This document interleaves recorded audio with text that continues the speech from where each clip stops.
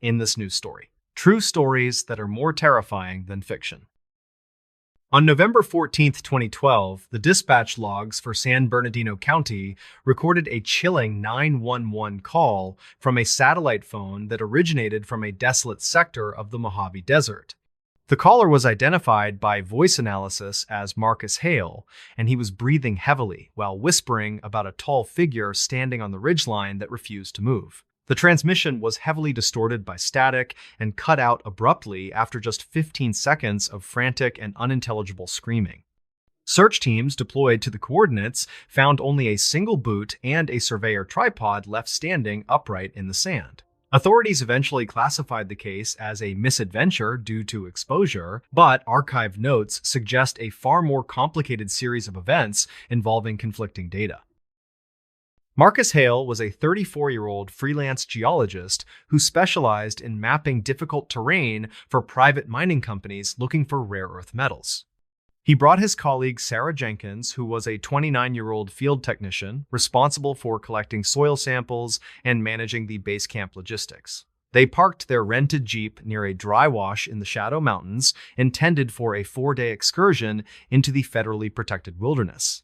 Their goal was to verify property lines near a canyon that showed unusual magnetic signatures on modern digital maps. State records indicate they checked in with a Bureau of Land Management ranger station at 8 in the morning on Friday. The couple hiked 6 miles into the arid landscape before setting up their base camp near a cluster of large boulders that offered shade from the midday sun. Marcus spent the afternoon calibrating his seismic equipment, while Sarah took photographs of the rock layers along the canyon walls for their preliminary report.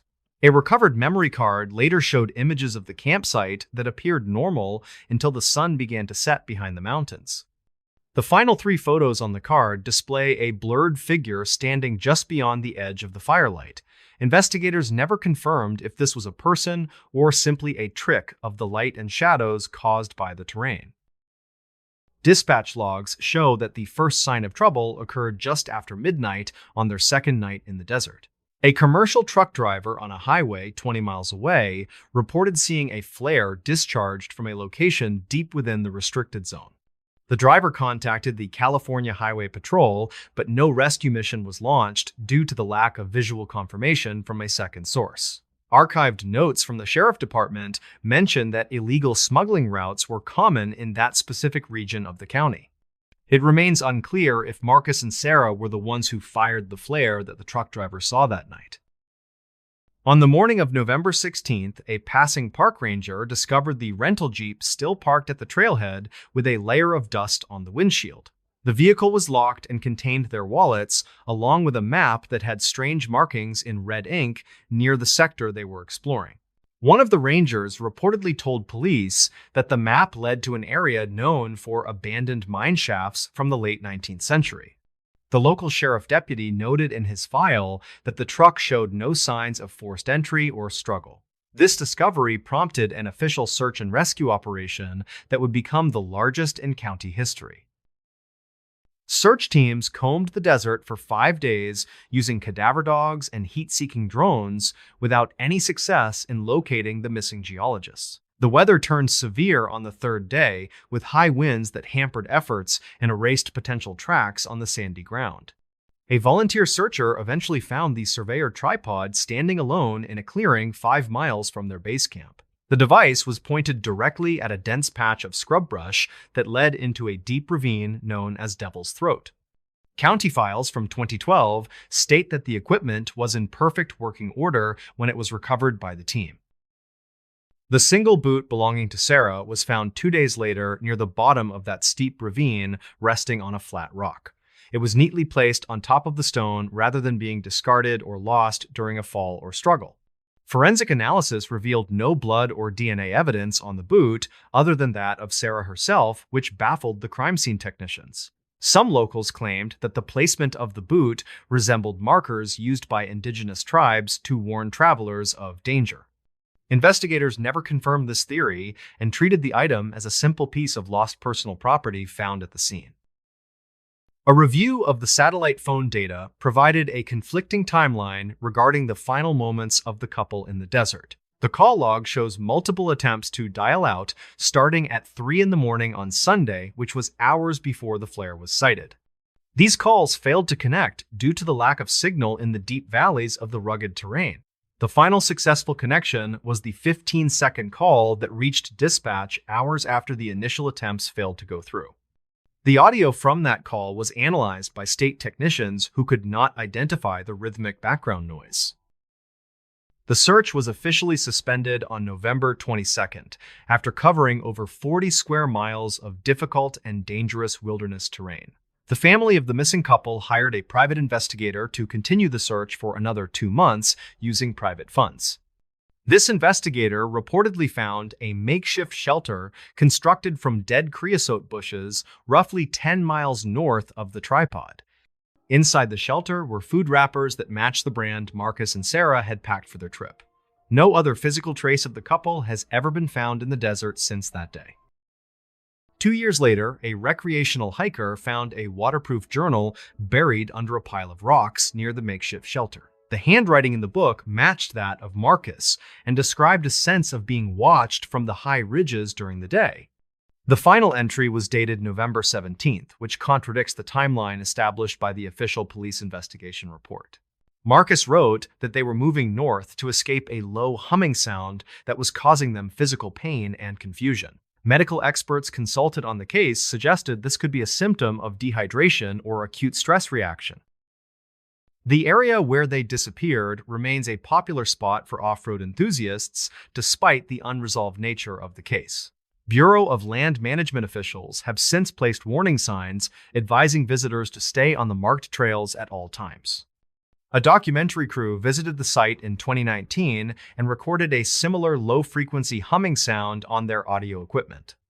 The host claimed the noise made him feel nauseous and disoriented until he retreated back to his support vehicle. Records conflict regarding the source of this noise, with some blaming wind patterns and others citing geology. The official cause of death for Marcus and Sarah remains undetermined, as their bodies were never recovered from the desert. The file from 2012 sits in the cold case archives of the San Bernardino Sheriff Department, waiting for new leads. Every year on the anniversary of their disappearance, the family posts a reward for new information on the case. Dispatch logs from that night remain the only hard evidence of the terror they experienced in the end. The mystery of what happened in those canyons continues to haunt those who study the available data. Another incident that shares striking similarities occurred in the dense forests of Oregon in October of 2011. A solo hiker named David Paulides vanished from a trail that was considered well-traveled and safe for beginners. He was equipped with a GPS tracker that pinged his location every 10 minutes to a server monitored by his family. The tracking data showed him moving at a normal pace until 2 in the afternoon, when his speed increased dramatically. The final ping placed him 3 miles away from the trail in an area of nearly impassable brambles. Searchers who reached the coordinates found his backpack neatly leaned against a tree. David was a 45-year-old experienced outdoorsman who had hiked the Pacific Crest Trail twice in his youth. He carried a satellite messenger device that allowed him to send text messages in case of an emergency. The logs from the device show that he sent a message at 3 o'clock stating that he was being followed by something silent. This message was followed by another one 10 minutes later that simply read the colors red and silver. Authorities initially believed he was suffering from a medical episode or a hallucination induced by drugs. Toxicology reports were obviously impossible to run, as his body was never found. The search for David involved the National Guard and over 200 volunteers who walked shoulder to shoulder through the woods. They found his camera near a stream bed 5 miles from where his backpack was located. The photos on the digital camera showed the trail and various scenic views of the mountain range. The last photo taken was a blurry image of the tree canopy that appeared to be taken from the ground looking up. Forensic analysts noted that the timestamp on the photo was 3 hours after his final GPS ping. This discrepancy suggests that David was alive and moving for much longer than the tracking data indicated. Witnesses at the trailhead reported seeing a man matching the description of David talking to a stranger in a gray van. The stranger was reportedly wearing a wool coat, which was unusual for the warm weather that day. Police sketches of the stranger were circulated, but no one ever came forward to identify the man. The van was never seen on any of the security cameras in the nearby towns or gas stations. Investigators never confirmed if this interaction was related to the disappearance or just a random encounter. In 2014, a group of hunters found a collection of items in a cave nearly 12 miles from the search zone. The items included a flashlight and a water bottle that were identified as belonging to David. The flashlight was disassembled with the batteries placed in a neat row next to the casing. The water bottle was full of water despite the fact that David had been missing for 3 years. Archived notes from the medical examiner state that the water was fresh and did not contain the algae expected after 3 years. This detail has led to numerous theories, but no concrete answers. The case of David Paulides remains open and active with the local county sheriff department. His family believes that he was abducted, but they lack the evidence to prove a crime was committed. The area where he vanished has a history of unexplained disappearances dating back to the 1950s. Some locals claim that the woods are home to feral humans who live off the grid and avoid contact. Investigators never confirmed the existence of such people despite numerous reports over the decades. The final story involves a family of 4 who disappeared from their farmhouse in rural Kansas in 2009. The Jamison family was last seen by a neighbor on a Sunday evening working in their garden. When the mail carrier arrived on Monday morning, the house was silent and the front door was standing wide open. Inside the house, the police found dinner plates on the table with food that had been untouched. The family dog was found locked in the shed behind the house, which was highly unusual behavior for the family. Dispatch logs show that no calls for help were made from the landline or cell phones. State records indicate that the father had recently withdrawn a large sum of money from his bank account. This led investigators to initially suspect that the family had fled voluntarily to escape debt. However, the discovery of their wallets and passports in a drawer in the master bedroom ruled out that theory. The family van was found parked 3 miles down a dirt road, hidden behind a row of trees. The keys were in the ignition, and the gas tank was full. A search of the vehicle revealed a GPS unit that had been programmed with a destination in the middle of a nearby lake. Divers searched the lake for weeks, but found no trace of the family or any other vehicle. The water was murky and filled with debris, which made the operation dangerous and slow. Sonar equipment picked up several large shapes on the bottom, but they turned out to be submerged logs. The sheriff eventually called off the underwater search, citing a lack of credible leads. Archived notes from the investigation mentioned that the father had reportedly been acting paranoid in the weeks leading up to the event. He had told a coworker that he was seeing lights in the fields at night. 4 years later, a farmer clearing land found skeletal remains in a shallow grave 20 miles from the Jamison home.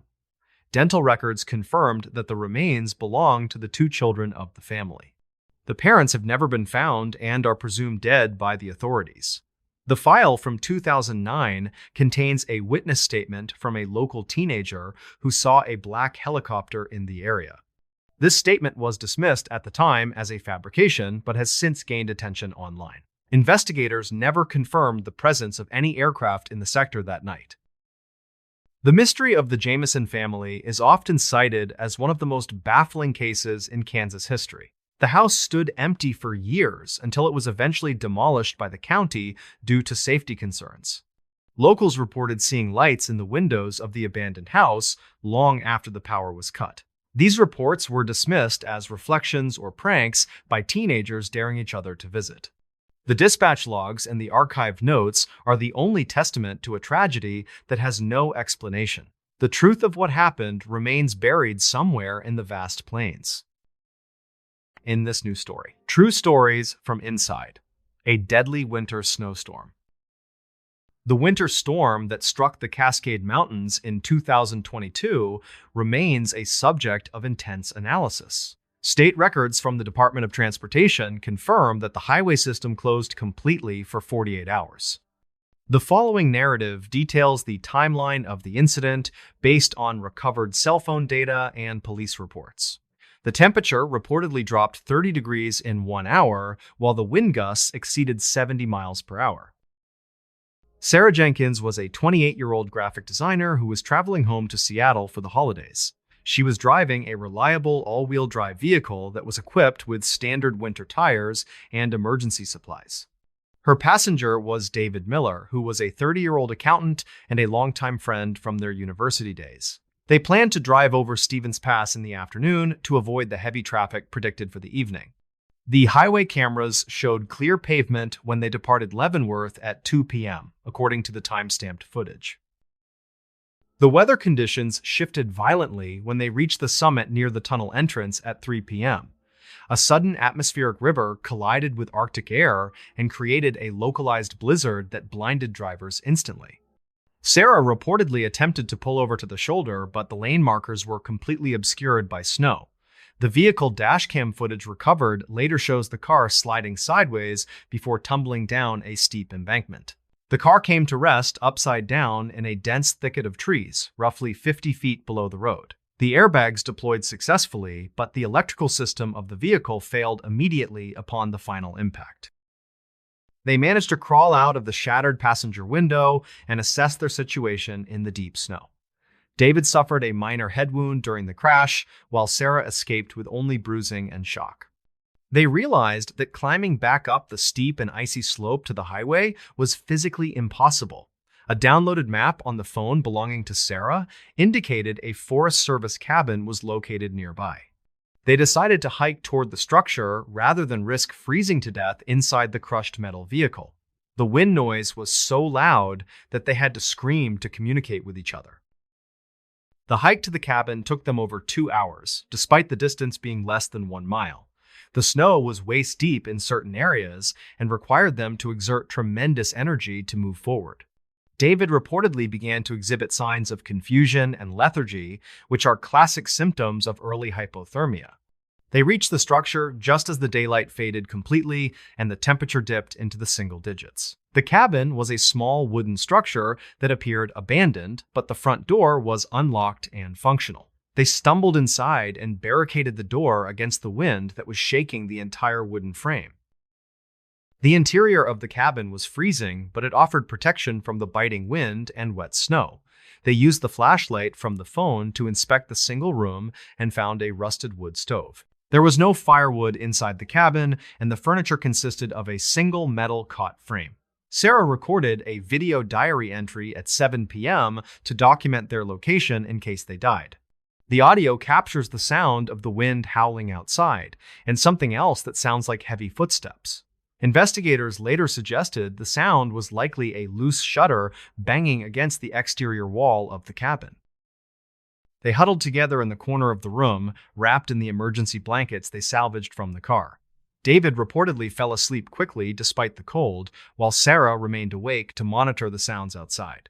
She claimed in a later interview that she heard someone walking circles around the cabin for hours. The footsteps were heavy and rhythmic, and they crunched loudly on the frozen snow crust near the walls. She tried to wake David to listen, but he was unresponsive and breathing shallowly in the dark. She turned off her phone to conserve the battery and sat in the darkness, terrified and freezing. The noises stopped abruptly around midnight, and a heavy silence settled over the isolated mountain valley. Sarah reportedly moved to the single dusty window to see if she could spot any rescue lights. The moon broke through the clouds for a brief moment and illuminated the clearing in front of the cabin. She saw a tall figure standing motionless at the edge of the trees, roughly 30 yards away. The figure appeared to be wearing a dark coat and was staring directly at the cabin window. She blinked and rubbed the frost from the glass, but the figure remained perfectly still in the snow. She retreated to the corner and shook David violently until he woke up and asked what was wrong. She whispered that someone was watching them from the woods and that they needed to be quiet. David reportedly dismissed her claim as a hallucination caused by the extreme stress and the lack of sleep. He insisted that no one else would be out in a storm that had closed the highway. They argued in hushed tones for several minutes before a loud thud against the door silenced them. The impact shook dust from the ceiling rafters and sounded like a heavy body hitting the wood. They remained frozen in silence for the rest of the night as the temperature inside the cabin dropped further. The county file from 2022 notes that the low temperature that night reached 10 below zero. They could hear scratching sounds on the exterior walls that moved from the door to the window. Sarah later described the sound as someone testing the integrity of the wood with a sharp tool. They did not have a weapon, and they were too weak from the cold to fight back. The scratching continued until the first light of dawn began to turn the sky a gray color. The search and rescue helicopter spotted the wreckage of their vehicle at 8 a.m. the following morning. The flight crew followed the tracks leading away from the crash site and located the cabin nearby. The rescue swimmer descended to the clearing and found Sarah and David waving frantically from the cabin door. They were hoisted to the helicopter and transported to a hospital in Seattle for immediate medical treatment. The doctors treated them for severe frostbite and dehydration, but they were expected to make a full recovery. The police took their statements regarding the crash and their subsequent hike to the shelter in the woods. A park ranger returned to the site 2 days later to retrieve the personal items left behind. The report filed by the ranger notes that the cabin was actually a derelict structure scheduled for demolition. The roof had partially collapsed years prior, and the windows were missing their glass panes entirely. The ranger noted that the structure should have been filled with snow and offered no protection from the wind. He could not explain how the interior remained dry or how the temperature inside stayed survivable. The footprints found around the cabin were also noted in the official file from 2022. The tracks circling the cabin did not match the boots worn by either Sarah or David that night. They were described as barefoot prints that were roughly twice the size of a human foot. The stride length between the prints suggested a creature that stood over 7 feet tall and moved easily. The tracks circled the structure continuously and stopped directly in front of the window where Sarah stood. The prints then led away from the cabin and vanished into the dense forest heading north. No other human tracks were found in the area, and no other hikers were reported missing. Sarah refuses to discuss the figure she saw and has not returned to the mountains since the incident. David claims he has no memory of the noises or the argument they had during the night. The official explanation is that the couple suffered from shared delusions brought on by the extreme cold. However, the photos taken by the ranger show the dry floor inside the ruined cabin clearly. The case file remains a strange anomaly in the records of the Department of Natural Resources. It serves as a chilling example of the unexplained events that occur when winter storms isolate the wild. In this news story, they were trapped in a winter snowstorm. The official search and rescue report from Grafton County details a harrowing timeline of events that occurred during the winter of 2014. State records indicate that the weather conditions in the White Mountains deteriorated far more rapidly than any forecast model had predicted that morning. The temperature at the summit reportedly dropped 40 degrees in the span of 3 hours, while wind gusts exceeded 80 miles per hour. This narrative reconstructs the incident using recovered digital files and witness statements included in the county file from 2014. Elias Thorne was a 29-year-old structural engineer from Boston who spent his weekends cataloging the rugged terrain of northern New Hampshire. He was accompanied by Marcus Vane, who was a 31-year-old freelance photographer attempting to build a portfolio of high-altitude winter landscapes. The two men arrived at the trailhead near Franconia Notch at approximately 4 a.m. to secure a parking spot before the sunrise. Dispatch logs show that they registered their hike at the ranger station and listed a return time of 4 p.m. They carried high-quality winter gear and enough rations for a single day, but they lacked supplies for an overnight emergency bivouac. Witnesses who were descending the trail later that morning reportedly saw Elias and Marcus stopping frequently to take photographs of the frost formations. A group of hikers mentioned in the police report that the two men seemed in high spirits and were moving at a consistent pace. The atmospheric conditions at noon were reportedly clear, with unlimited visibility across the valley floor and the surrounding peaks. However, the archived weather data reveals that a low-pressure system was moving in from the northwest much faster than anticipated. The blue sky reportedly turned a bruised purple color within minutes as the cloud ceiling dropped below the ridgeline. The storm struck the mountain range with almost zero warning and trapped anyone above the tree line in a blinding wash of white snow. Elias and Marcus were reportedly near the summit when the visibility dropped to less than 5 feet in every direction. A recovered digital voice recorder belonging to Marcus captured the initial moments of their confusion as the wind noise obliterated their conversation. The audio file from 2014 contains the sound of Elias shouting that they needed to find cover immediately before the temperature killed them. They reportedly abandoned their plan to descend the main trail because the markers were completely invisible in the driving snow. They managed to locate a shallow rock depression roughly 300 yards from the main trail, according to the GPS data recovered later. This natural formation offered minimal protection from the biting wind, but it was the only shelter available in the immediate vicinity.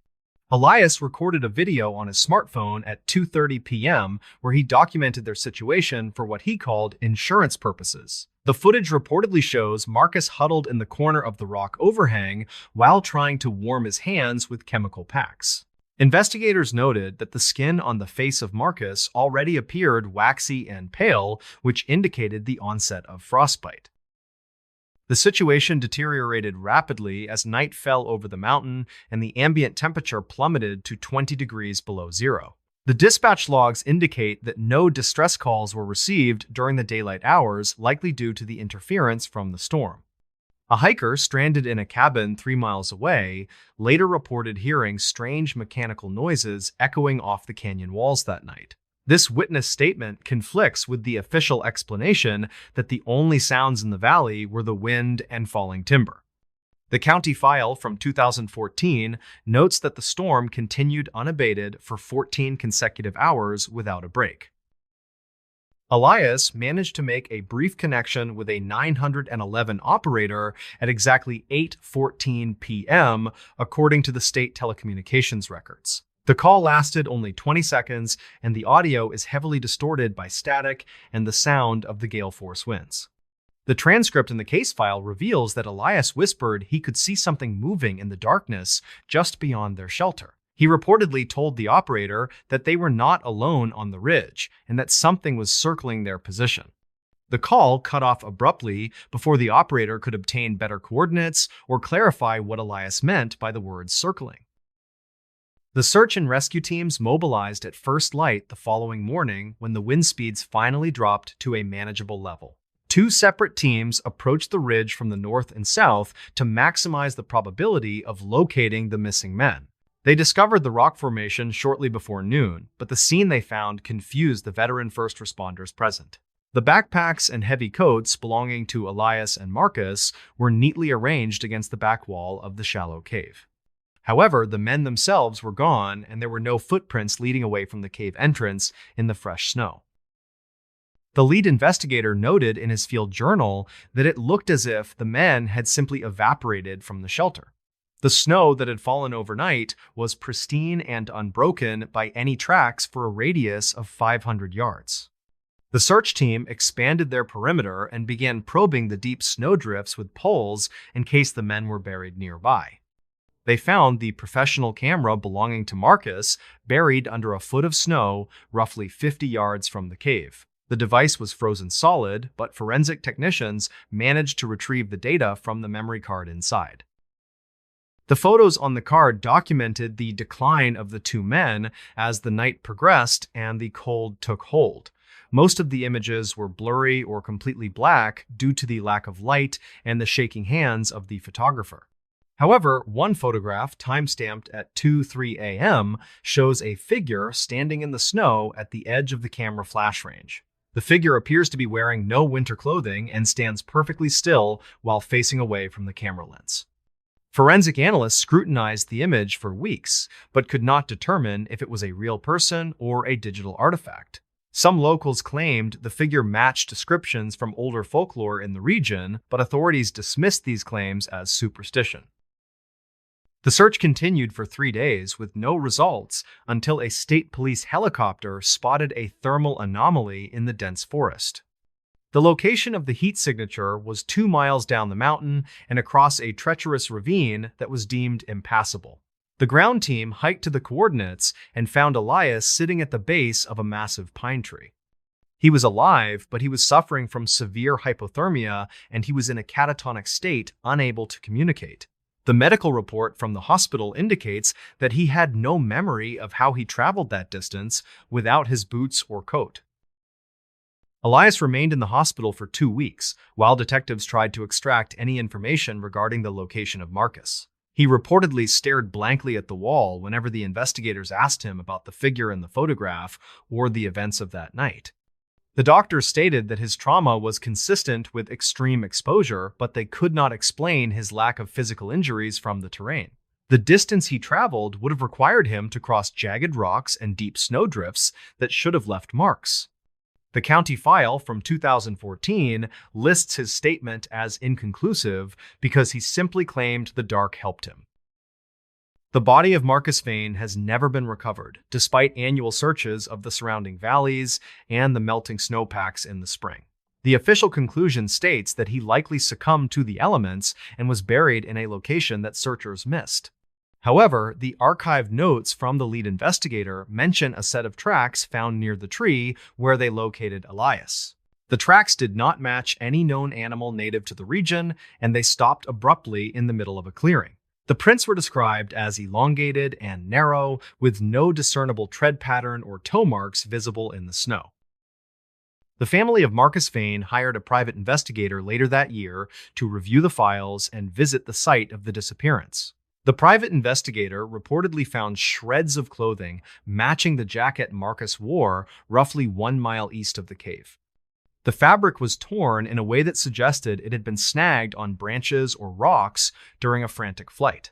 This discovery contradicts the theory that the men stayed in the cave until they became delirious from the cold.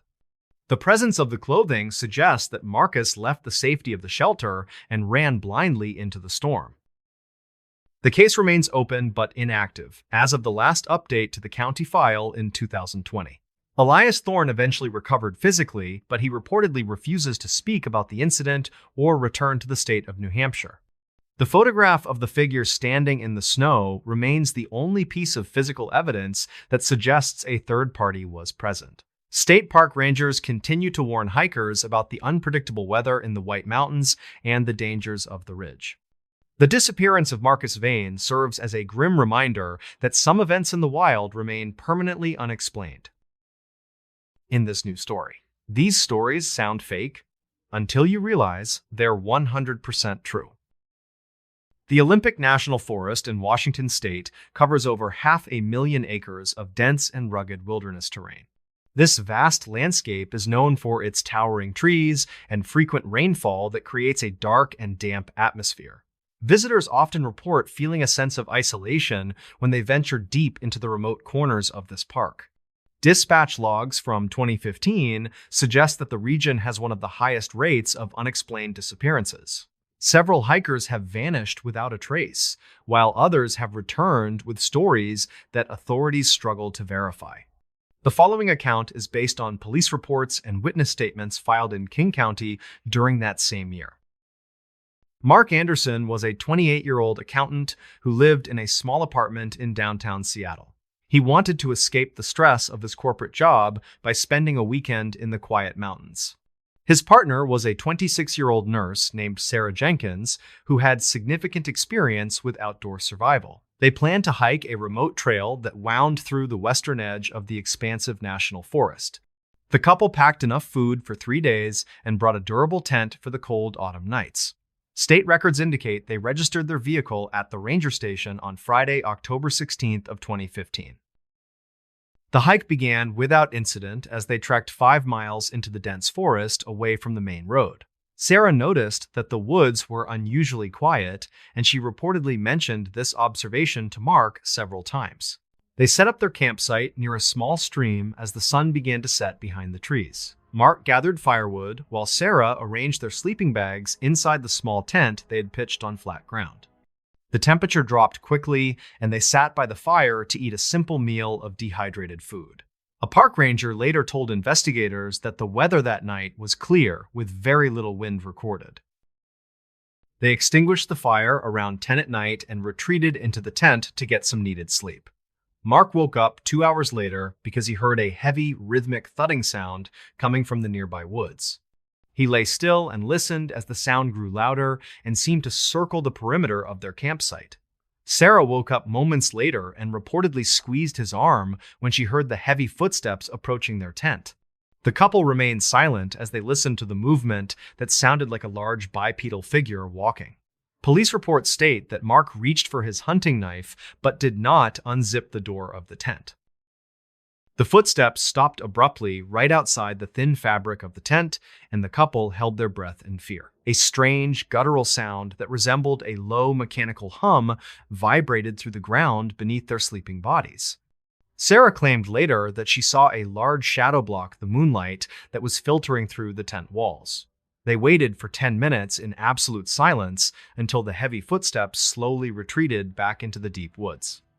Mark waited another hour before he finally fell back asleep out of pure exhaustion and lingering nervous tension. They woke up at dawn to find the campsite undisturbed, but they felt an urge to leave immediately. They packed their gear quickly and began the hike back to the trailhead without eating breakfast or drinking water. Sarah stopped about 1 mile down the trail when she noticed something odd on the trunk of a tree. A series of deep scratches marred the bark about 8 feet off the ground, which was too high for bears. Mark took a photo of the markings, which was later submitted to the authorities as part of the file. They hurried back to their car and drove straight to the ranger station to report the strange nocturnal event. The ranger on duty took their statement, but admitted that he had heard similar stories from other frightened hikers. Investigators returned to the site 2 days later to document the scene and look for any physical evidence. Archived notes show they found impressions in the mud that measured 18 inches long and 6 inches wide. The stride length between the tracks was nearly 5 feet, which ruled out most humans or known local wildlife. Dispatch logs confirm that a search of the area yielded no signs of other campers or distinct animal dens. The scratches on the tree were analyzed, but experts could not identify the animal that created the deep marks. The case file from 2015 remains open because no logical explanation was ever found for the encounter. Another incident occurred in the same region just 3 months later, involving a solo hiker named David Miller. David was a 32-year-old photographer who specialized in capturing images of rare birds in their natural habitat. He parked his truck at a remote trailhead on a Tuesday morning in January of 2016. His plan was to hike 4 miles to a ridge that offered a panoramic view of the valley below. Family members contacted the police when David failed to return home by the following Thursday evening as planned. A search and rescue team was deployed on Friday morning to scan the area for any sign of him. The search team located his tent about 3 miles from the trailhead in a small clearing near a cliff. The tent was collapsed, and the fabric had been shredded by what looked like a very sharp object. Inside the tent, they found his sleeping bag and camera gear, which had been smashed into unsuspecting pieces. State records indicate that his wallet and keys were still in the pocket of his heavy winter jacket. There was no blood at the scene and no sign of a struggle outside the immediate tent area. The team followed a trail of disturbed vegetation that led toward the edge of the steep, rocky cliff. They found his digital camera lying in the brush about 50 feet away from the edge of the drop. Investigators recovered the memory card and analyzed the photos to see if they held clues to his disappearance. The last photo on the card was taken at night and showed a blurry figure standing in the trees. The figure appeared to be tall and pale, but the poor lighting made it impossible to identify facial features. Some locals claimed it was a trick of the light, while others believed it showed a person watching him. The official report lists the image as inconclusive evidence, and it did not help locate the missing man. The search continued for 2 weeks, but heavy snow hampered the efforts of the rescue teams on the ground. A helicopter crew scanned the base of the cliff but found no trace of David or his clothing. The sheriff eventually suspended the search and declared David Miller a missing person presumed dead due to exposure. His truck remained at the trailhead for another month until his family finally came to retrieve it. The file from 2016 contains conflicting theories from detectives who could not agree on a single suspect. Some investigators believed he fell, while others suspected foul play involving a second party who was never found. A third event took place in a cabin located near the southern border of the forest in 2017. A retired couple named John and Mary moved there to enjoy the solitude of the mountains in their old age. They were both 60 years old and had spent their careers working in the education system in Oregon. The cabin was situated 5 miles from the nearest neighbor and had no cell phone service or internet connection. They relied on a landline to communicate with their children who lived several hours away in the city. The trouble began on a stormy night in November when the power lines were damaged by falling branches. John went outside to check the generator, while Mary stayed inside to light candles in the living room area. He reportedly heard a voice calling his name from the edge of the woods near the back of the property. He shone his flashlight toward the trees, but the beam was not strong enough to penetrate the thick darkness. He returned inside and told Mary that he thought someone was stranded in the storm and needed their help. They stood by the window and watched as a light appeared in the woods and moved toward the house. Dispatch logs show that Mary called the police on the landline at exactly 11:30 that night. She told the operator that a stranger was standing on their porch and refusing to answer their questions. The stranger was described as wearing tattered clothing that did not look suitable for the freezing winter weather. John grabbed his shotgun and warned the person through the locked door to leave their property immediately. The person did not respond, but instead began to pound on the solid wood door with incredible physical force. The operator heard the sound of glass breaking before the line went dead and the connection was lost. Deputies arrived at the cabin 40 minutes later to find the front door smashed off its hinges. The cabin was empty, and there was no sign of John or Mary anywhere inside the small structure. The furniture was overturned, and deep gouge marks were found on the walls of the main hallway. Deputies searched the muddy ground outside and found 2 sets of footprints leading away into the dense forest. One set of tracks belonged to boots, while the other set appeared to be bare human feet. The tracks continued for 2 miles before they vanished abruptly in the middle of a snowy clearing. A massive search operation was launched the next morning, involving dogs and volunteers from the local community. They found John 3 days later, wandering near a highway about 10 miles away from his destroyed cabin. He was suffering from severe hypothermia and could not remember how he had gotten there or where Mary was. Medical records state that he had deep bruises on his arms that looked like finger marks from large hands. He was treated at a hospital and interviewed by detectives, but his memory of the night was fragmented. He claimed he remembered the cold wind and the sound of Mary screaming, but nothing else was clear. Mary was never found, and her case remains one of the most baffling mysteries in the county.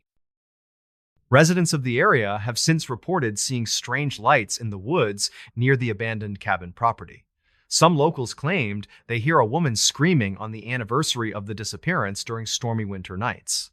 The cabin remains empty to this day because no one wants to buy the property due to its history. Investigators never confirmed if the stranger at the door was a human or something else entirely. The dispatch logs and the broken door are the only physical proof that something violent occurred that night. The truth about what happened to Mary remains hidden in the vast silence of the Olympic National Forest. These 3 cases are just a fraction of the unexplained events that occur in this region every year. The dense canopy of the forest hides many secrets that authorities and experts have failed to fully explain. Hikers continue to visit the park despite the warnings and the stories that circulate in the local towns.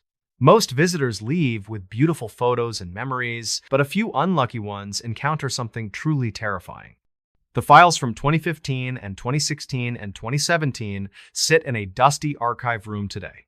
They serve as a chilling reminder that the wilderness is a place where civilization and safety do not apply. In this new story, dark true stories from West Virginia.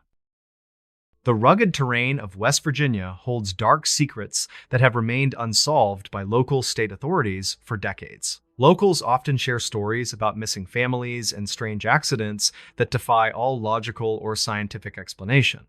State records from 1945 detail a residential fire that reportedly consumed 5 children in a single night.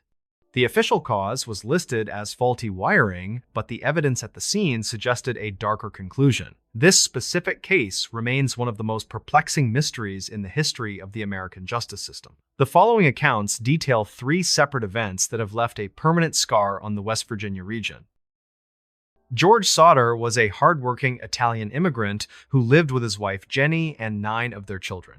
He worked in the coal trucking business and had reportedly made enemies due to his vocal political criticism. Several witnesses claimed that a stranger visited the home months prior and warned George about his political views. This unidentified man pointed to the fuse box and threatened that the house would someday go up in smoke. George ignored the threat at the time, but later recalled it with clarity when investigators arrived at the scene. The tension in the household was palpable as the family prepared for bed on that fateful Christmas Eve. The timeline of the disaster began with a strange phone call that woke Jenny shortly after midnight. She answered the phone to hear a woman with a weird laugh and the sound of clinking glasses. Jenny hung up the receiver and noticed that the downstairs lights were still on and the curtains were open. She locked the front door and returned to her bedroom, where she began to hear a loud thumping sound. It sounded like an object hitting the roof and rolling down the side of the large timber house. She dozed off again, only to wake up later to the smell of thick smoke filling the room. George and Jenny escaped the burning structure with 4 of their children who were sleeping in the lower bedrooms. The parents shouted for the 5 children upstairs, but the staircase was already blocked by a wall of flames. George ran outside to grab the ladder he always kept against the house, but it was missing from its spot. He then tried to start his 2 coal trucks to use them as a platform to reach the window.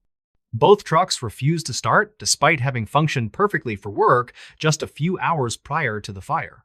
Dispatch logs show that the fire department did not arrive until the next morning due to phone issues. The fire burned the house to the ground in 45 minutes and left nothing but a basement full of ash. Investigators searched the debris the next day, but reportedly found no bones or remains of the 5 missing children. The coroner suggested the fire was hot enough to cremate the bodies completely, but experts later disputed this claim. State records from a local crematorium indicated that bones should have remained even after 2 hours at 2,000 degrees. The lack of physical remains led the family to believe their children had been taken before the fire started. A bus driver later testified he saw people throwing balls of fire at the house that very night. Jenny Sauter never stopped looking for her children, and she often performed private experiments with animal bones and fire. She burned chicken bones in a coal stove for hours to see if they would turn to ash.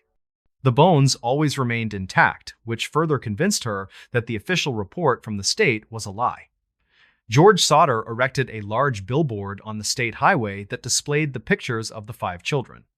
They received many tips over the years, but none of them ever led to a concrete conclusion or reunion. The family hired private investigators who looked into allegations that the children were taken to a nearby orphanage. A significant lead emerged in 1968 when a letter arrived with a postmark from the state of Kentucky. The envelope contained a photo of a man who strongly resembled one of the missing sons named Louis Sauter. The back of the photo bore a cryptic message that mentioned the name Louis and a reference to brother Frankie. George hired another private detective to find the man in the photograph, but the investigator vanished without a trace. The parents died without ever knowing what truly happened to the 5 children on that cold winter night. The site of the house is now a memorial park that residents still visit to pay their respects. The second case involves a bizarre legal proceeding that occurred in Greenbrier County during the winter of 1897. A young woman named Elva Zona Heister was found dead in her home by a local errand boy. Her body was discovered lying at the bottom of the stairs with her head tilted at an odd angle. Her husband was a blacksmith named Erasmus Shue, who had only been married to Zona for 3 months. Erasmus arrived at the scene before the doctor and carried his wife upstairs to the bedroom on his own. He dressed her in a high collar and a stiff veil before the coroner could examine the body. The local doctor performed a brief examination and listed the cause of death as an everlasting faint or childbirth. Erasmus Shue exhibited strange behavior during the funeral and refused to let anyone near the head of the casket. He placed a pillow on one side of her head and a rolled sheet on the other side. Witnesses reported that he seemed paranoid and agitated whenever someone tried to look closely at the neck of the deceased. Zona was buried in the local cemetery, and the case was initially considered a tragic natural death. However, the mother of the victim began to tell neighbors about strange visions she was having at night. Mary Jane Heaster claimed that the spirit of her daughter visited her on 4 separate nights in her bedroom. She told the local prosecutor that the ghost described a violent argument that had occurred the night of the death. The spirit reportedly claimed that Erasmus had broken her neck because he was angry about the dinner she cooked. The prosecutor was skeptical of the supernatural claims, but he agreed to exhume the body to satisfy the mother. The autopsy was performed in the local schoolhouse 3 weeks after the burial, and the results were truly shocking. The doctors discovered that the neck of the victim was broken and the windpipe had been crushed by force. Erasmus Shue was arrested and charged with murder based on the findings of the autopsy and his previous behavior. The trial became a media sensation because the testimony of the mother was allowed into the official court record. The defense attorney tried to discredit Mary Jane by asking her extensive questions about the ghost and her visions. She answered every question with confidence and maintained that her daughter had returned to tell the truth about the crime. The jury reportedly believed her testimony and found Erasmus guilty of the murder of his wife, Zona Heaster. He was sentenced to life in prison, where he died 3 years later during an epidemic of the flu. The final story takes place in Point Pleasant and involves a catastrophic infrastructure failure in 1967. The Silver Bridge was a suspension bridge that connected West Virginia to Ohio over the freezing waters of the Ohio River. It was a primary route for commuters and heavy trucks that carried goods between the 2 busy industrial states. Residents had reported seeing strange lights in the sky and a large winged creature in the months prior. These sightings caused panic in the community, but engineers assured the public that the bridge was structurally sound. The disaster struck during the height of rush hour traffic a few weeks before the Christmas holiday. Witnesses recall hearing a sound like a gunshot that rang out across the river valley at 5 in the afternoon. The suspension chain on the Ohio side had snapped due to a microscopic fracture in a single steel eye-bar. The entire bridge collapsed into the dark water in less than 20 seconds and took 31 vehicles with it. 46 people lost their lives in the freezing water, while others were trapped in their submerged cars for hours. Rescue divers faced zero visibility and strong currents as they tried to recover the victims from the river bottom. The tragedy devastated the small community and led to significant changes in bridge inspection protocols across the country. Investigation records show that the bridge had been carrying loads much heavier than it was originally designed to handle. The steel eye-bar that failed had a small defect that was impossible to see during a standard visual inspection. Some locals still believe the collapse was connected to the strange sightings reported in the area that year. They claim the winged creature was a warning of the doom that was coming to the small town. However, federal investigators concluded that the disaster was strictly the result of metal fatigue and poor maintenance practices. The Silver Bridge collapse remains the deadliest bridge failure in the modern history of the United States. These 3 events serve as a grim reminder of the dangers that hide in the hills of West Virginia. The Sodder Fire left a family broken and fueled decades of conspiracy theories that continue to circulate today. The Greenbrier ghost case proved that even the testimony of the dead can sometimes influence the justice of the living. The Silver Bridge collapse showed how quickly a normal evening can turn into a nightmare for an entire community. State authorities have closed the files on these cases, but the questions they raised have never truly been answered. The residents of West Virginia know that some mysteries are simply part of the fabric of the land. In this new story, horror stories from quiet small towns. The mid-morning sun beat down on the dusty pavement of Skidmore, Missouri, on July 10th, 1981, creating shimmering waves of heat that distorted the view of the D&G Tavern's unassuming facade. Inside the dim bar, the air was thick with a tension so palpable it felt like a physical weight pressing against the chests of the patrons, most of whom were local men who had gathered not for leisure, but out of a desperate, suffocating fear. Outside, a silver and maroon pickup truck idled roughly, its engine creating a low rumble that vibrated through the quiet street, a sound that had come to symbolize a reign of terror for the nearly 300 residents of this isolated farming community. A man named Ken Rex McElroy sat in the driver's seat of that truck, a lit cigarette dangling from his lips and a cold arrogance in his eyes, while his young wife Trina sat frozen beside him, seemingly aware that the atmosphere in the town had shifted from passive dread to volatile resolve. Seconds later, the sharp crack of gunfire shattered the silence, echoing off the brick buildings and sending birds scattering from the telephone wires, marking the violent end to a decades-long nightmare that the justice system had repeatedly failed to stop. When the smoke cleared, Ken McElroy slumped dead against the steering wheel, struck by bullets from at least 2 different firearms, yet not a single person in the crowd of nearly 60 witnesses would ever admit to seeing who pulled the trigger. Skidmore was the kind of place where everyone knew everyone's business.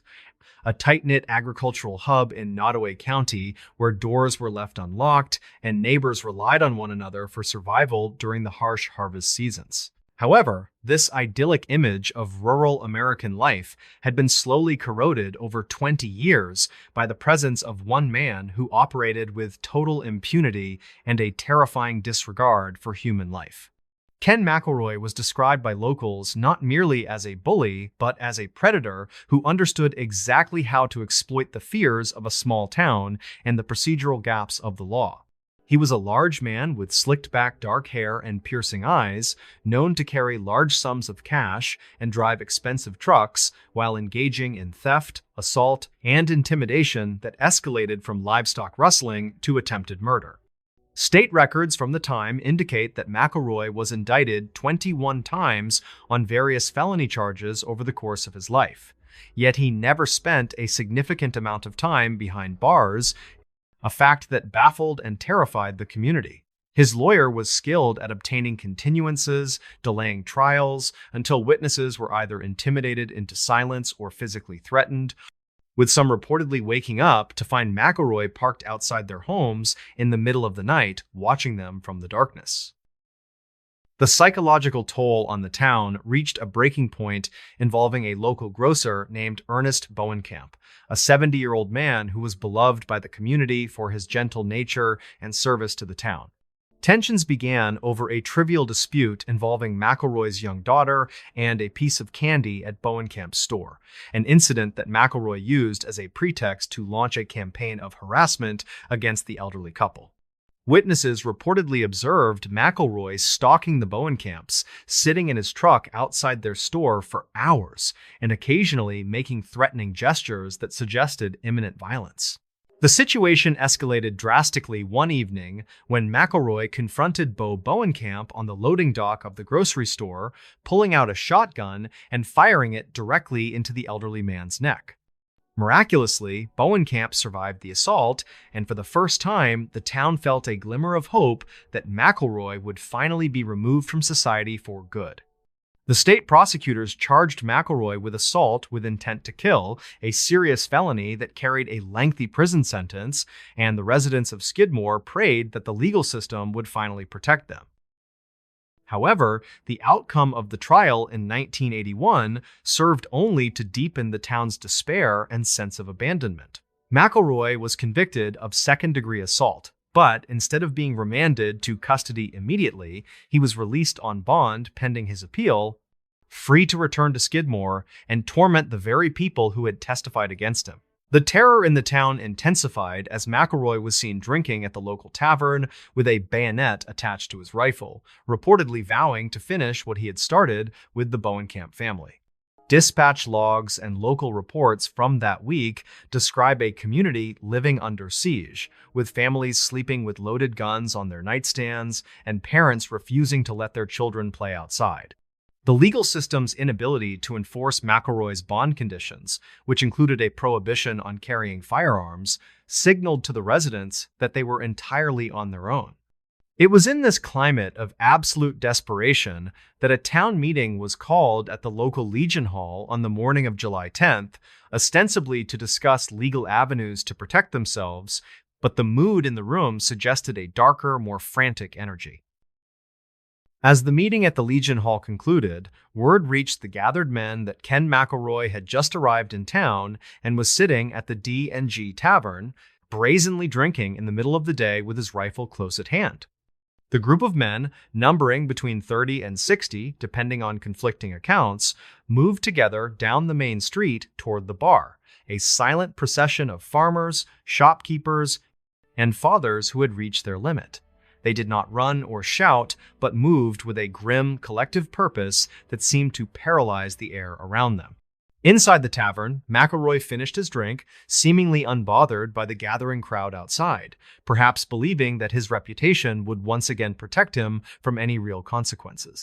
He purchased a six-pack of beer to go, and with Trina trailing behind him, he walked out the front door and climbed into his silver Chevrolet Silverado. The crowd surrounded the truck, standing in a tight semicircle that blocked any potential exit, their faces unreadable and their hands hidden in pockets or crossed over their chests. McElroy started the engine, the vehicle idling loudly in the tense silence of the street, and he reportedly reached for a cigarette, casually lighting it as he looked out at the faces of the men he had terrorized for years. Trina, seated in the passenger seat, later claimed she saw a man pull a weapon. But the sequence of events that followed happened with a speed and coordination that suggested a sudden release of pent-up rage. Two distinct calibers of gunfire erupted almost simultaneously, shattering the glass of the truck's rear window and striking McElroy in the head and neck. The shots were precise and final. Trina screamed as the glass rained down on her, scrambling out of the passenger side door covered in her husband's blood, while McElroy's body went limp. The engine continued to run, the only sound in the sudden, deafening quiet that followed the gunfire. The men who had surrounded the truck did not flee. They simply stood there for a moment, observing the scene, before slowly dispersing back to their lives, leaving the body of their tormentor sitting in the midday sun.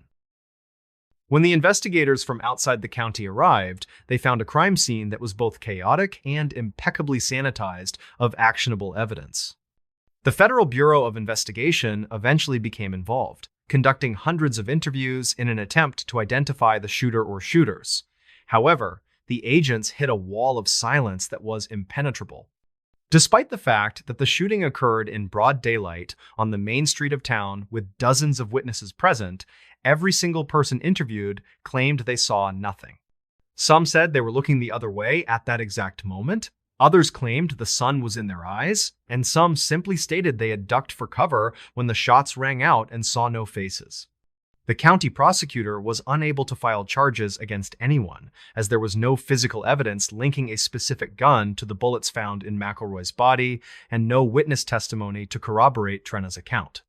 The town of Skidmore had collectively decided that the death of Ken McElroy was not a crime to be solved, but a necessary act of survival. To this day, the murder of the town bully remains officially unsolved, a dark secret buried under the soil of rural Missouri. In another corner of the American heartland, a different kind of horror was unfolding in the small town of Circleville, Ohio, beginning in 1976. Unlike the brute physical violence of Skidmore, the terror in Circleville was psychological, arriving in the mailboxes of residents in the form of anonymous, block-lettered notes. The letters were postmarked from Columbus, but clearly written by someone who had an intimate and disturbing knowledge of the town's most private secrets. The first target was a school bus driver named Mary Gillespie, who received a letter accusing her of having an extramarital affair with the local school superintendent, Gordon Massey. The tone of the letters was hateful, threatening, and obsessive, warning Mary that her house was being watched and that her life was in danger if she did not end the alleged relationship. The writer seemed to know her schedule, her movements, and the layout of her home, creating a sensation of being constantly observed by an invisible enemy. Mary tried to keep the letters a secret, but the writer soon escalated the campaign, sending similar letters to her husband, Ron Gillespie, demanding that he take action against his wife. The situation turned deadly in August of 1977 when Ron Gillespie received a phone call that reportedly enraged him. He told his children he was going to confront the letter writer and drove off in his pickup truck armed with a handgun. A short time later, Ron was found dead, his truck having crashed into a tree on a rural road. The official report stated that he had lost control of the vehicle while driving under the influence, as his blood alcohol content was twice the legal limit.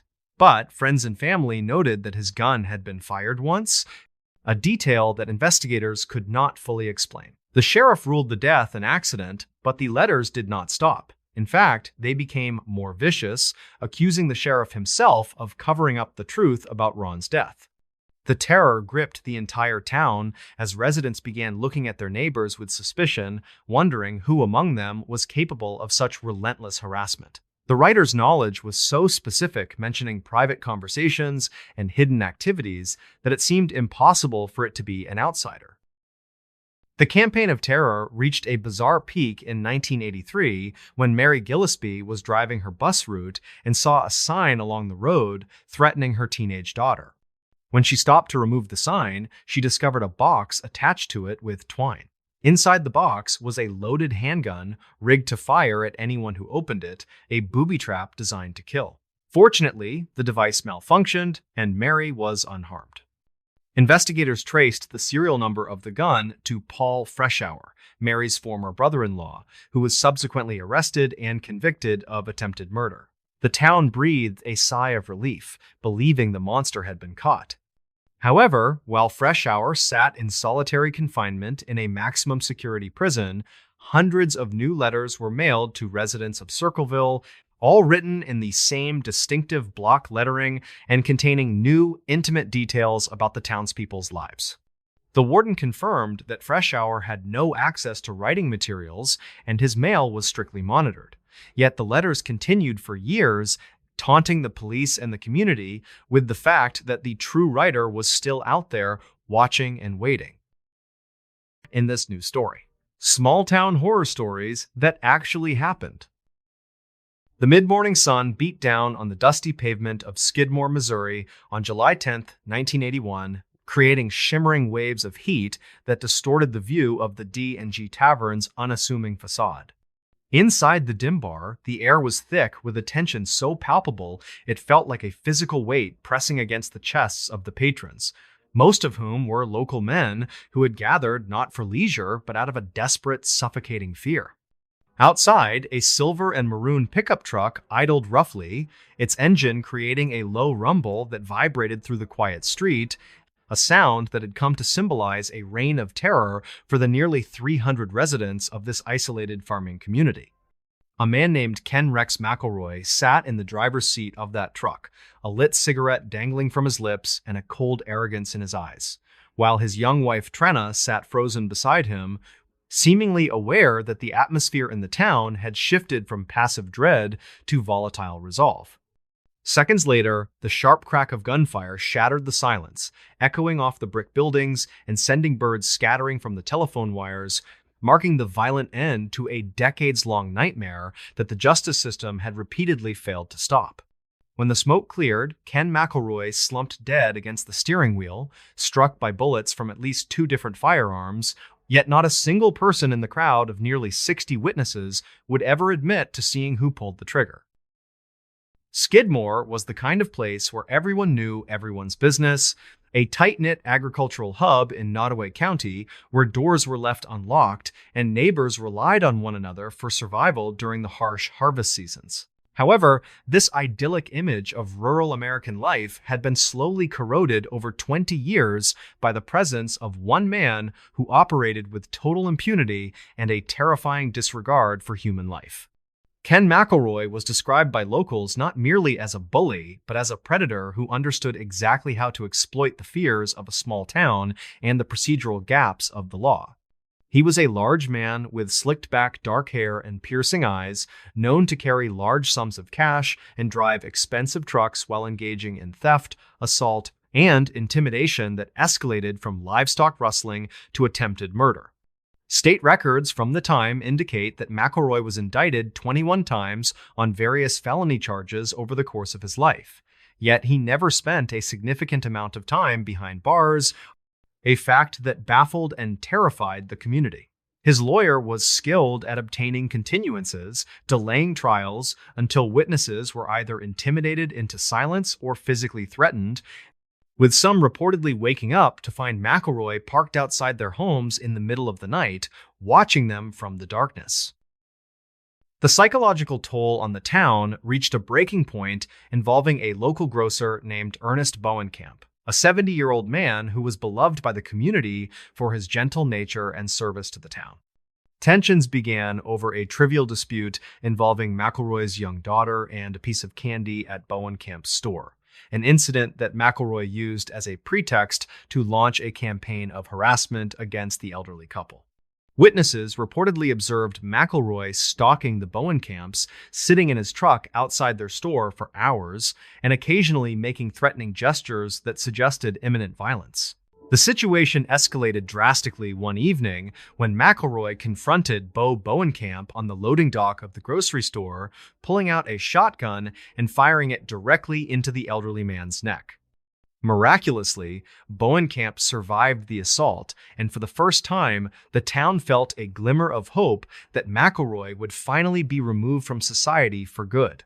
The state prosecutors charged McElroy with assault with intent to kill, a serious felony that carried a lengthy prison sentence, and the residents of Skidmore prayed that the legal system would finally protect them. However, the outcome of the trial in 1981 served only to deepen the town's despair and sense of abandonment. McElroy was convicted of second-degree assault, but instead of being remanded to custody immediately, he was released on bond pending his appeal, free to return to Skidmore and torment the very people who had testified against him. The terror in the town intensified as McElroy was seen drinking at the local tavern with a bayonet attached to his rifle, reportedly vowing to finish what he had started with the Bowenkamp family. Dispatch logs and local reports from that week describe a community living under siege, with families sleeping with loaded guns on their nightstands and parents refusing to let their children play outside. The legal system's inability to enforce McElroy's bond conditions, which included a prohibition on carrying firearms, signaled to the residents that they were entirely on their own. It was in this climate of absolute desperation that a town meeting was called at the local Legion Hall on the morning of July 10th, ostensibly to discuss legal avenues to protect themselves, but the mood in the room suggested a darker, more frantic energy. As the meeting at the Legion Hall concluded, word reached the gathered men that Ken McElroy had just arrived in town and was sitting at the D&G Tavern, brazenly drinking in the middle of the day with his rifle close at hand. The group of men, numbering between 30 and 60 depending on conflicting accounts, moved together down the main street toward the bar, a silent procession of farmers, shopkeepers, and fathers who had reached their limit. They did not run or shout, but moved with a grim, collective purpose that seemed to paralyze the air around them. Inside the tavern, McElroy finished his drink, seemingly unbothered by the gathering crowd outside, perhaps believing that his reputation would once again protect him from any real consequences. He purchased a 6-pack of beer to go, and with Trina trailing behind him, he walked out the front door and climbed into his silver Chevrolet Silverado. The crowd surrounded the truck, standing in a tight semicircle that blocked any potential exit, their faces unreadable and their hands hidden in pockets or crossed over their chests. McElroy started the engine, the vehicle idling loudly in the tense silence of the street, and he reportedly reached for a cigarette, casually lighting it as he looked out at the faces of the men he had terrorized for years. Trina, seated in the passenger seat, later claimed she saw a man pull a weapon, but the sequence of events that followed happened with a speed and coordination that suggested a sudden release of pent-up rage. Two distinct calibers of gunfire erupted almost simultaneously, shattering the glass of the truck's rear window and striking McElroy in the head and neck. The shots were precise and final. Trina screamed as the glass rained down on her, scrambling out of the passenger side door covered in her husband's blood while McElroy's body went limp. The engine continued to run, the only sound in the sudden, deafening quiet that followed the gunfire. The men who had surrounded the truck did not flee. They simply stood there for a moment, observing the scene before slowly dispersing back to their lives, leaving the body of their tormentor sitting in the midday sun. When the investigators from outside the county arrived, they found a crime scene that was both chaotic and impeccably sanitized of actionable evidence. The Federal Bureau of Investigation eventually became involved, conducting hundreds of interviews in an attempt to identify the shooter or shooters.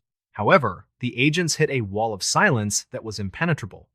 Despite the fact that the shooting occurred in broad daylight on the main street of town with dozens of witnesses present, every single person interviewed claimed they saw nothing. Some said they were looking the other way at that exact moment, others claimed the sun was in their eyes, and some simply stated they had ducked for cover when the shots rang out and saw no faces. The county prosecutor was unable to file charges against anyone as there was no physical evidence linking a specific gun to the bullets found in McElroy's body and no witness testimony to corroborate Trina's account. The town of Skidmore had collectively decided that the death of Ken McElroy was not a crime to be solved, but a necessary act of survival. To this day, the murder of the town bully remains officially unsolved, a dark secret buried under the soil of rural Missouri. The horror of Skidmore is not just in the violence of that July day, but in the realization of what happens when a community is pushed beyond the brink of endurance by a predator the law cannot touch. The residents resumed their lives, but the shadow of the event lingered over the town for decades, creating an atmosphere of suspicion and unresolved trauma. Years later, tragic events continued to plague the area, including the disappearance of a young man named Branson Perry and the gruesome murder of a pregnant woman in a neighboring town, leading some to whisper that the town was cursed by the violence of its past. But the story of Ken McElroy stands as the defining nightmare, a true account of a small American town that looked into the abyss of lawlessness and decided that the only way to save itself was to commit a sin that everyone would agree to forget. The identity of the person who fired the fatal shot is likely known by several people still living in the area, but they will take that secret to their graves, leaving the official records to forever state that Ken McElroy was killed by a person or persons unknown. In another corner of the American heartland, a different kind of horror was unfolding in the small town of Circleville, Ohio, beginning in 1976. Unlike the brute physical violence of Skidmore, the terror in Circleville was psychological, arriving in the mailboxes of residents in the form of anonymous block-lettered notes. The letters were postmarked from Columbus, but clearly written by someone who had an intimate and disturbing knowledge of the town's most private secrets. The first target was a school bus driver named Mary Gillespie, who received a letter accusing her of having an extramarital affair with the local school superintendent. The tone of the letters was hateful, threatening, and obsessive, warning Mary that her house was being watched and that her life was in danger if she did not end the alleged relationship. The writer seemed to know her schedule, her movements, and the layout of her home, creating a sensation of being constantly observed by an invisible enemy. Mary tried to keep the letters a secret, but the writer soon escalated the campaign, sending similar letters to her husband, Ron Gillespie, demanding that he take action against his wife. The situation turned deadly in August of 1977 when Ron Gillespie received a phone call that reportedly enraged him. He told his children he was going to confront the letter writer and drove off in his pickup truck armed with a handgun. A short time later, Ron was found dead, his truck having crashed into a tree. The official report stated that he had lost control of the vehicle while driving under the influence, but friends and family noted that his gun had been fired once, a detail that investigators could not fully explain. The sheriff ruled the death an accident, but the letters did not stop. In fact, they became more vicious, accusing the sheriff himself of covering up the truth about Ron's death.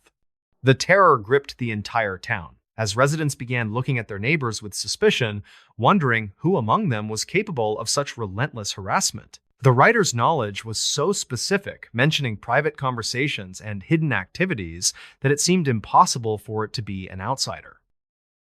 The campaign of terror reached a bizarre peak in 1983 when Mary Gillespie was driving her bus route and saw a sign along the road threatening her teenage daughter. When she stopped to remove the sign, she discovered a box attached to it with twine. Inside the box was a loaded handgun rigged to fire at anyone who opened it, a booby trap designed to kill. Fortunately, the device malfunctioned and Mary was unharmed. Investigators traced the serial number of the gun to Paul Freshour, Mary's former brother-in-law, who was subsequently arrested and convicted of attempted murder. The town breathed a sigh of relief, believing the monster had been caught. However, while Freshour sat in solitary confinement in a maximum security prison, hundreds of new letters were mailed to residents of Circleville, all written in the same distinctive block lettering and containing new, intimate details about the townspeople's lives. The warden confirmed that Freshour had no access to writing materials and his mail was strictly monitored, yet the letters continued for years, taunting the police and the community with the fact that the true writer was still out there watching and waiting. In this new story, an unexpectedly calm story you'll fall asleep to. Most people assume that absolute silence in the deep wilderness brings peace and restoration to the tired human mind. Dispatch logs from 2016 suggest that for one man, the silence brought something else entirely. The recordings recovered from the Olympic National Forest remain the subject of intense debate among audio forensic experts today. Elias Thorne was a 42-year-old sound engineer who specialized in creating high-fidelity ambient tracks for insomnia patients. He parked his vehicle at a trailhead near the Sol Duck River in Washington state late that September. His stated goal was to capture 8 hours of uninterrupted rainfall and wind for a project titled Deep Sleep. Park ranger records indicate that Elias checked in at the station on September 23rd, just before noon. He carried a heavy pack containing omnidirectional microphones and a high-capacity digital recorder with backup batteries for long sessions. Witnesses stated he seemed focused and professional while he outlined his intended route toward a secluded limestone ridge. Recovered GPS data shows he hiked 5 miles off the main trail to a dense and mossy hollow. The location was geographically isolated and protected from the noise of passing aircraft or distant highway traffic. He set up his equipment on a stable rock formation and began recording at exactly 4 in the afternoon. The first 4 hours of the audio file contain nothing but the rhythmic sound of light precipitation. Investigators noted that the waveform remains consistent until approximately 8 at night, when the background noise floor drops significantly. The ambient sound of wind and rain reportedly ceased completely for a duration of 12 minutes and 10 seconds.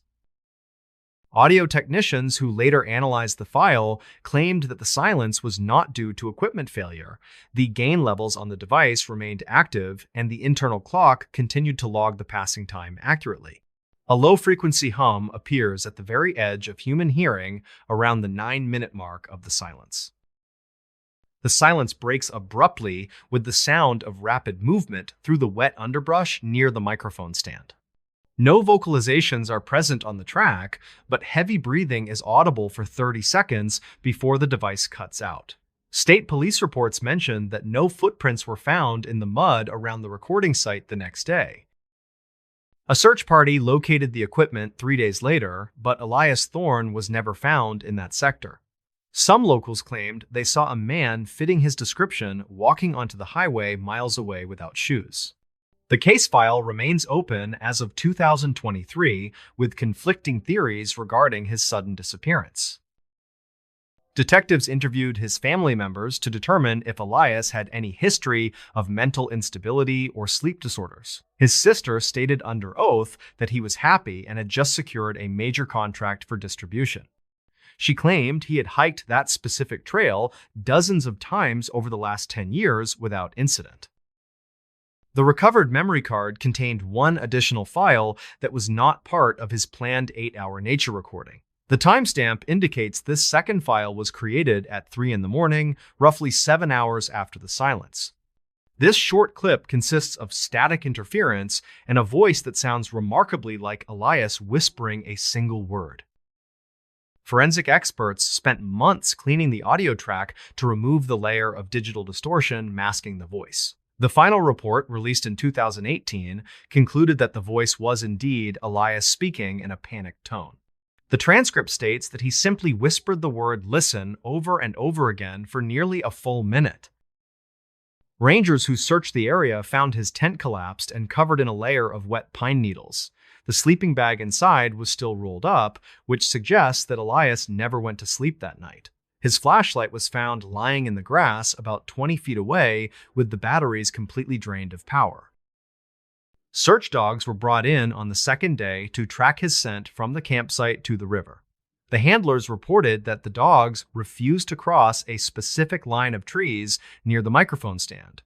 One officer noted in the official log that the animals seemed terrified of a scent they could not identify. A review of historical disappearances in that county revealed two similar cases from the 1990s involving solo hikers. Both individuals vanished in the late autumn while carrying expensive photography or recording equipment into the deep forest. Local authorities never established a connection between the cases due to the lack of physical evidence at the scenes. Elias Thorne had purchased a new pair of hiking boots specifically for this trip, according to credit card receipts. The search team found these boots sitting side by side on a flat rock near the riverbank. They were laced tightly and showed no signs of wear, which implies he walked away in his socks. The weather data for that night confirms that temperatures dropped to near freezing shortly after the sun went down. Survival experts estimate that a person without shoes or a jacket would succumb to hypothermia within 4 hours. Yet the thermal imaging drones used during the search failed to pick up any heat signatures in the valley. Investigators examined the digital camera Elias carried to document his setup location for the album liner notes. The last photo taken shows the microphone stand silhouetted against the twilight sky with the dense forest in the background. Digital enhancement of the image revealed a dark shape standing just behind the tree line watching the equipment. The shape in the photograph is too blurry to identify as human or animal definitively, according to image analysts. Some online forums dedicated to the case speculate it could be a bear or a large mountain lion. However, the lack of tracks and the strange audio evidence lead many to doubt the animal attack theory. Friends of Elias later told police that he had been complaining about a ringing in his ears. He described the sound as a low mechanical hum that seemed to get louder when he was alone. Medical records confirm he visited an audiologist in August of 2016, but no issues were found. The description of the sound he heard matches the low-frequency hum found on the recording during the silence. This coincidence led investigators to consider the possibility that the sound was real and external rather than internal tinnitus. The origin of such a frequency in a protected wilderness area without power lines remains a complete mystery. Park officials eventually closed that specific hiking trail for the remainder of the season, citing safety concerns.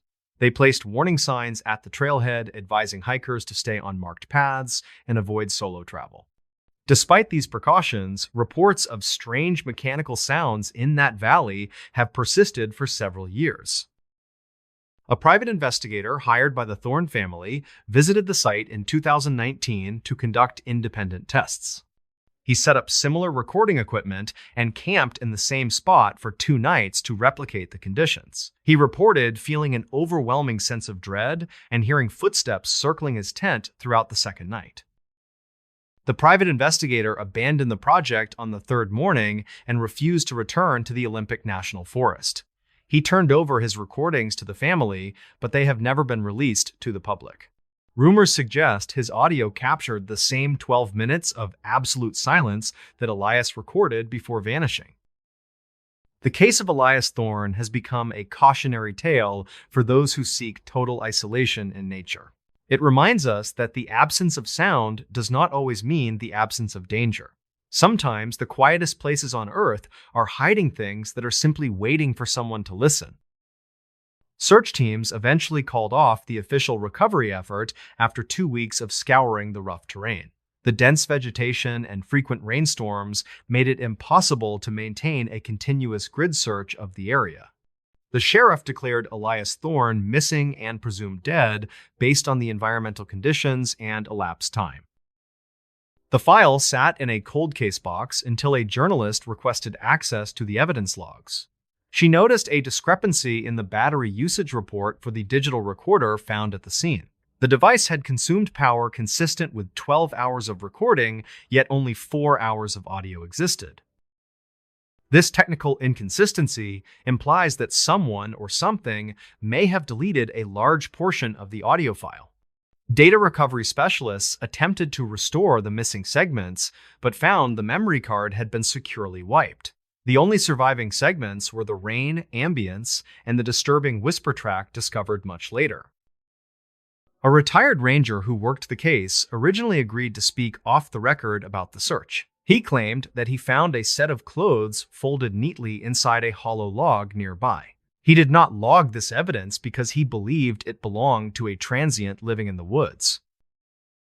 The description of the clothes matches the outfit Elias was wearing in the security footage from a gas station. The ranger admitted he regretted not collecting the items after realizing they likely belonged to the missing man. This administrative error resulted in the loss of potential DNA evidence that could have solved the case.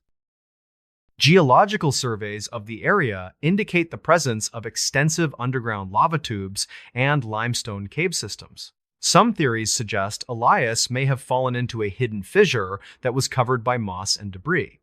This would explain the lack of a body and the sudden nature of his disappearance from the site. Cave explorers have mapped less than 5% of the subterranean network beneath the Olympic National Forest. It is entirely possible for a person to vanish into the earth and remain undiscovered for decades. However, this theory does not account for the strange audio anomaly or the neatly removed boots.